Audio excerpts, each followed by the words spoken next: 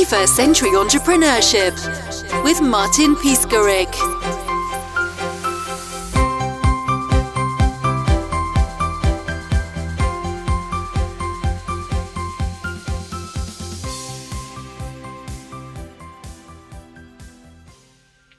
Viveka, hi. Please introduce yourself. Hi, I'm Viveka von Rosen. I'm the Chief Visibility Officer over at Vengresso, and I teach and train people how to use LinkedIn for personal branding, content marketing, and lead generation. And so I'm really excited to be here today to talk to you about some of those things and how you can use them really to build your business with LinkedIn. Can you tell us more about your first steps and a journey to success? Yeah, so I was introduced to LinkedIn back in 2005.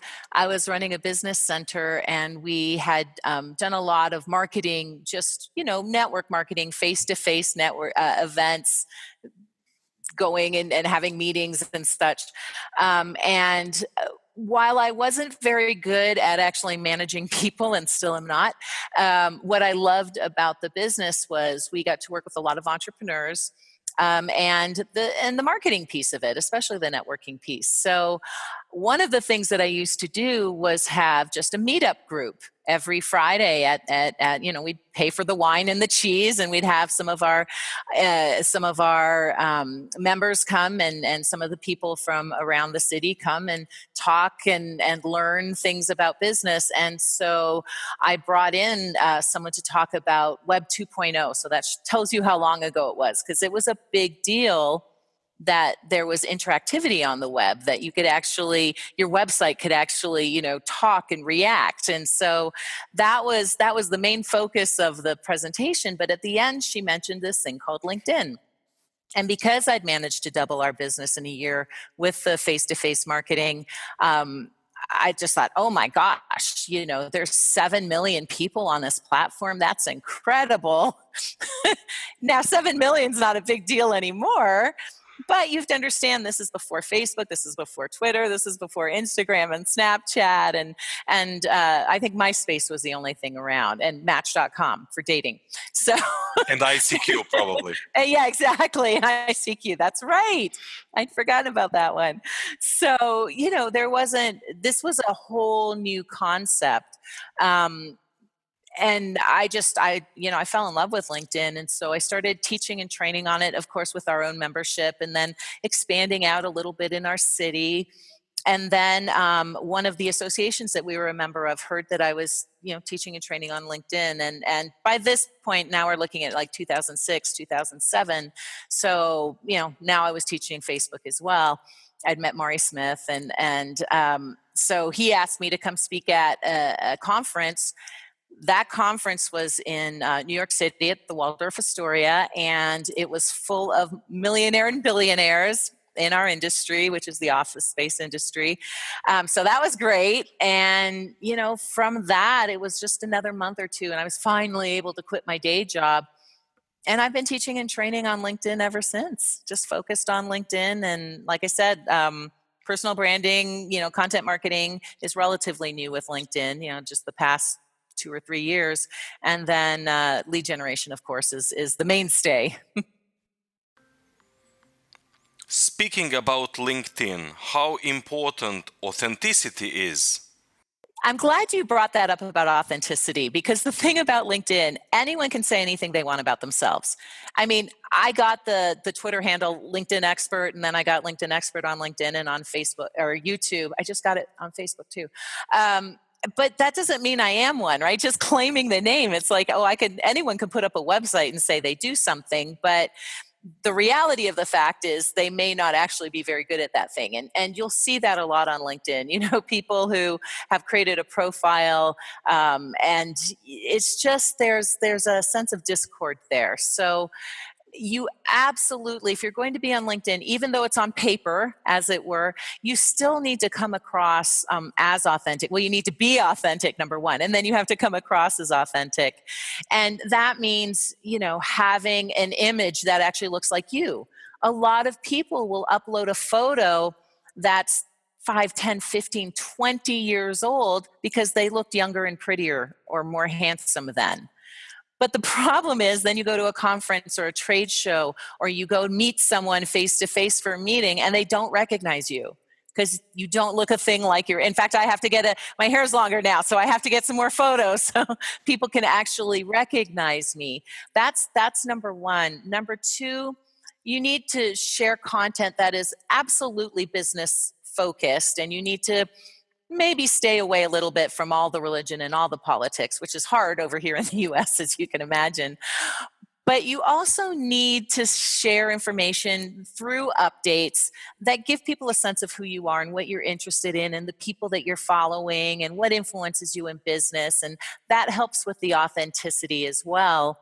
And then a huge one, a game changer, in my opinion, is this new native video feature that was just released on LinkedIn. That, if you use it well, that really can give people an excellent idea of who you are, right? And give that real authentic view into you and into your business. And I've already had some people push back and go, well, maybe they don't want to work with someone who is my personality, or maybe they don't want to work with a woman or a man, or, someone with this skin color or of this age. But always I say, well, then why would you want to work with them? If they don't want to work with you, why would you want to work with them? I'm sure, no business in the world where there's only one potential and one potential client, and if they see you, there it goes. Like, you can find your niche market, you can find the right people to engage with, and to heck with the people who don't like you because you're tall, short, fat, thin, young, male, female, old, whatever. So that authenticity piece, though, is very, very important. And obviously on Facebook, where we have so many video features, and Instagram, where you have, stories. Well, you have stories on Facebook too, and all of these other, social sites where there's so much video. That is obvious. But, with LinkedIn, it's just like I said, it's been a very text-oriented site for a long time. So this is going to be a game changer for people who are authentic in their business.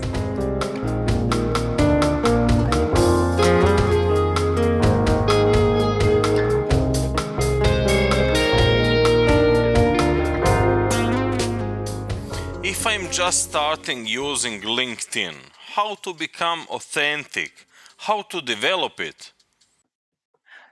So, to really get that sense of authenticity across, the first thing is your brand, right? So having, like I said, a recent photo of you that actually looks like you is a big deal.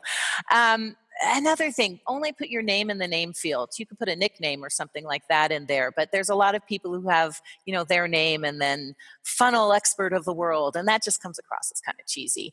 And then as far as authenticity, telling your story in the summary section, that's one option. Having media that portrays who you really are and what your business really is and people that you've really worked with, as opposed to just generalities out there. So that can really help with the authenticity piece too. And all of that helps both to build your brand, but makes you more trustworthy. Our friend Bob Burks, right, says all things being equal, people do business with people they know, like, and trust. So you're trying to build that sense of trust with your audience by being authentic. The other thing is creating content, and that'll just prove that you're the expert that you say. Well, I say I'm an expert. That'll just prove you are what you say you are on LinkedIn. So if you're claiming a level of expertise around a particular industry or product or service, then if you write about those things well, using short form updates, sure, but even better, the long form publisher posts, if you can do that, then that adds legitimacy and credibility to your profile, which of course increases your authenticity as well. And happy happenstance, happy coincidence is it can also give you a whole lot of visibility. So you might get put into Pulse, which is LinkedIn's newsreader. And now all of a sudden, lots of people are seeing your article. And if you've got the right kind of content in your article, including contact information, you can even be driving leads towards, a lead magnet, a landing page, to, people to schedule time with you. So there's a lot of opportunity with the content, especially with publisher, to kind of drive that engagement. So it's a nice balance of authenticity, attracting people to your profile, attracting people to your content, and then moving people into more of a traditional sales funnel. For me, being able to use LinkedIn as a business development platform to attract potential customers, there is a specific business model I can develop. Can you share with us some basics such as sales funnel, call for action? So as I mentioned, Publisher is phenomenal in these long form posts, and there's ways that you can tie this in with, your typical funnels. So like on your publisher piece, you would put your calls to action, which is literally telling people to take action. Click here, watch this, call me here, read that, right? And so using those calls to action, so many people write phenomenal content. I was just talking to a prospect today, and we were reading through his stuff, and it was really high level. And then I got to the bottom, and there was nothing there. There was no call to action. There was no way of following up with this person. And so, that is key, having those calls to action, having something, giving something to your prospect so they can take the next step. So that's one thing that crosses over between, more traditional email funnels and LinkedIn.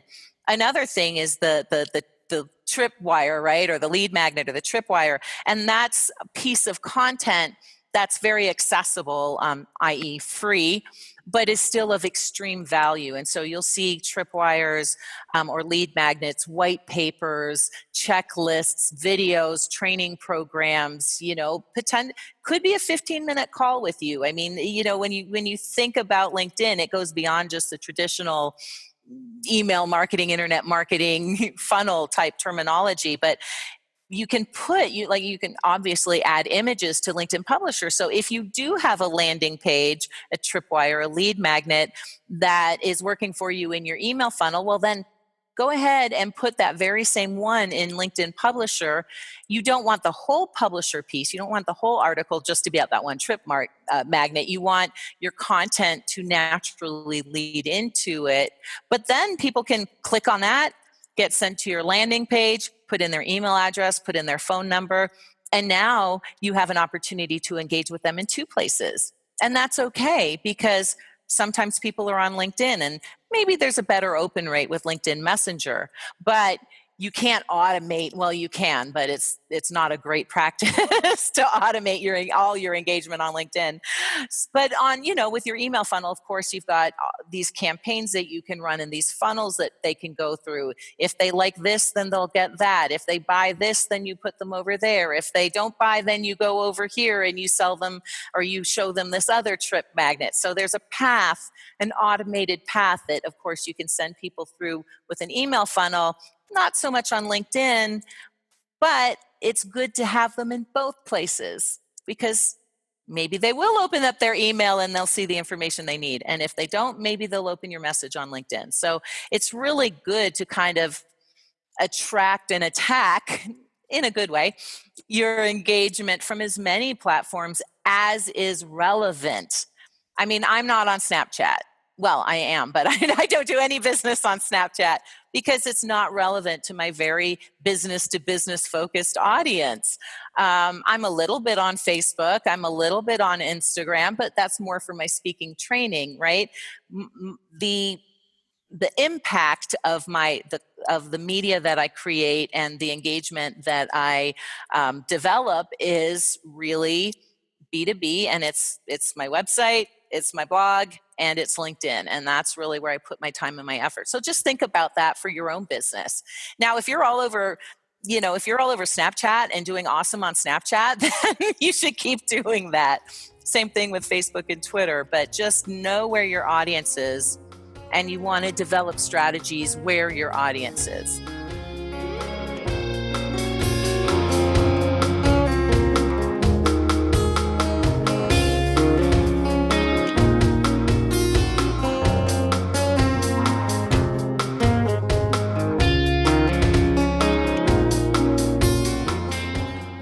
Okay, so I'm working on my authenticity, sales funnel, and some other things you mentioned.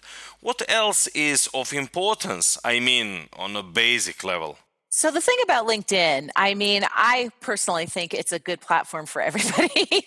But I've been speaking as, to you today as a marketer, as a salesperson, as a public speaker, as an author. And I get everyone is, not all of those things. You might be a software engineer, sitting in your basement right now, designing code, right?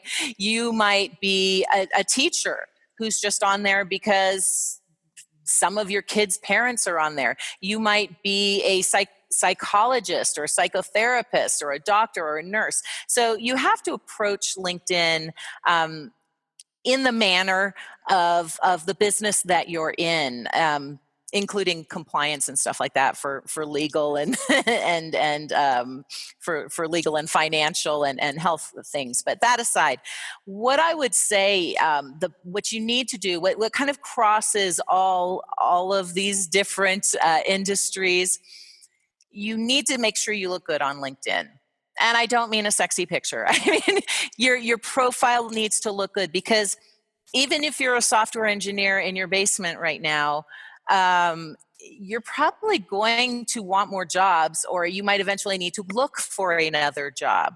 So you need to make sure that you look good as, a possible job seeker. You need to look good because a company might need someone a contractor to develop some software for them. And so you need to look good. Same thing with the teachers out there. I mean, when someone Googles your name, LinkedIn is the first, second, or third link that usually shows up. And so people are going to click on it and they're going to look at you. And so if you have barely any presence at all, or no presence at all, it really detracts from your credibility. And again, coming back to the trust thing. So if you're a teacher or a doctor or a psychotherapist, you still need to have that sense of trust and develop that sense of trust. So having a strong presence on LinkedIn, and then because it's just not that much effort, it really makes sense to just share an update or two a day. I mean, if you're on LinkedIn anyway, or if you're on the web anyway, reading content that's relevant to your industry, then just share it, because that gives people, again, a sense of who you are. It also increases engagement and people looking at your profile more. If you're my mother, you probably shouldn't be on LinkedIn. Right? So there are some people, they're retired, they're never going to be in business again, they're living on a yacht somewhere. You know what? You don't have to be on LinkedIn. But for most other people, whether you're a job seeker, an employer, an employee, a contractor, there is absolutely value in having that presence and establishing that brand.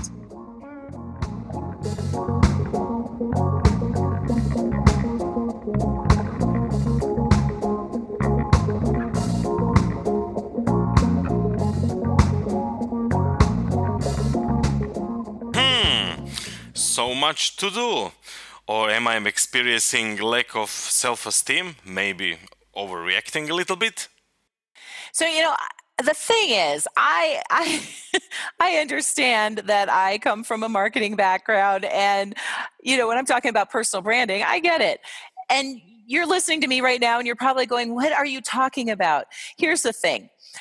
It's not that you have to know about the concept of personal branding. It's just that you have to take that step forward and put your best self out there on LinkedIn, right? And that is what branding is about. It's just putting your best self out there so that you're available to new business opportunities. And yes, it's scary. It's scary, it's scary to put your photo up there sometimes. There are privacy settings on LinkedIn. You can adjust them to your level of comfort. Just be aware of that. There are some of you who are like, yeah, I totally understand why I should be writing. I don't write. You know what? just try it, just do it, just write a piece, send it to some friends and family and say, hey, what do you think about this? That's what my husband did with me. He's like, his first article, how is it? Um, so there's opportunity with video. Oh, please trust me, I know. I mean, there's so many people with this new native video that are like, I'm not getting on video. I don't know how to do video. I don't want to be on video. I'm uncomfortable on video. And it's just practice. But here's the thing. If you take that big step and you take that leap and you get on LinkedIn and you really work towards creating that strong, powerful presence, then it could open up a world of opportunity. I was running a business center and I didn't love my job. And now I get to fly all over the world and speak about LinkedIn. I mean, I didn't have my master's in LinkedIn or social media or even marketing, right? I established my area of expertise. So whatever industry you're in, think about it. Think about how you can use LinkedIn to take you to the next place. Maybe it's in a whole other direction. I often work with clients who are doing one thing and they hate it and they're ready to move on and try something else. So we establish that new brand for them on LinkedIn. So I promise you, with a little bit of effort, with a little bit of time investment, you really can take it to the next level. And unlike me, where there was like one book on LinkedIn when I started, it was Jason Alba's book. There are 40 or 50 or 60 or 120 of them now. 3 of them are mine. There's programs out there. There's ebooks out there. I have an ebook that will give you for free. There's all kinds of resources that you can use to help you in this journey on LinkedIn. Can you tell us more about ebook? So the ebook is the 7 LinkedIn mistakes that are costing you business. And, I've literally worked with over 10,000 individuals, over 100,000 people in my trainings. There's like 7 things that keep coming up. 7 things people do wrong all the time. And so I thought, you know what, rather than just over and over and over again going through those things, I'm going to write a book about it. So I wrote this little ebook. It's small, it's easy to digest. You can read it in probably an hour, but it actually goes through not only what the 7 mistakes are, but how to overcome them, what the solutions are. And so I want to make sure that you get that book, because a lot of you are kind of starting out on LinkedIn and you need that assistance. And so we want to make sure that you get that ebook, 7 Deadly Mistakes. So we'll make sure you get that link. And then for those of you who've been on LinkedIn for a while, it's still worth reviewing, because there might still be 1 or 2 things that you're doing wrong. And by fixing those 1 or 2 things, it could make the difference between making money and not making any money on LinkedIn. So we're really excited to be able to offer that to you.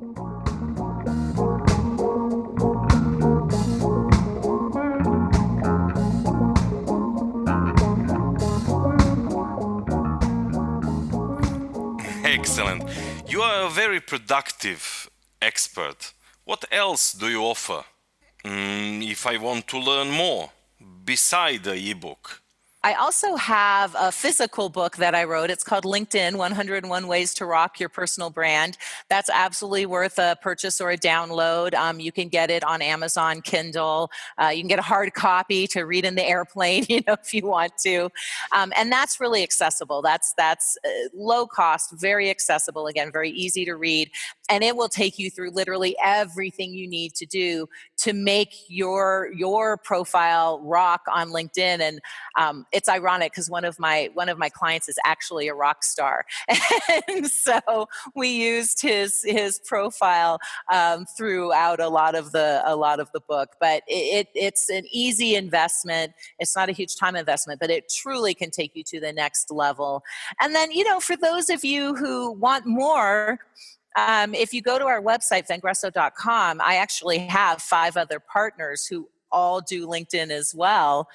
whether you're enterprise, solopreneur, like I said, a teacher, a nurse, a psychotherapist, we have content there in the form of blog posts, podcasts. There's just a ton of free content there that you can look at, absorb, and educate yourself in. Our YouTube channel is full of training videos. And then finally, for those of you who are interested, we do a LinkedIn boot camp about 4 times a year. And the nice thing about that is it's with the 5 of us. It's live. It's at noon Eastern, which I think is 6 to 8 in Europe. So still okay time zone wise, but we actually take you step by step through everything you need to do to create a great profile, to create content, to use content marketing and engagement to find the right leads that you need to build your business, the templates and the right ways of communicating with those leads so that you actually can turn LinkedIn into a real lead generation machine. So that is available as well. But of course, there's an investment in that one. So, Viveka, it was a real pleasure. Thank you so much for sharing your knowledge, understanding, and application with us. I learned a lot from you today. Looking forward our next interview. This has been such fun. Thank you so much for this opportunity. I hope that those of you watching and listening picks up something. And I hope you'll have me back again sometime. Thank you so much. Thank you for listening to today's episode. Spread the word by leaving a rating and review on iTunes. 21st Century Entrepreneurship with Martin Piskarik.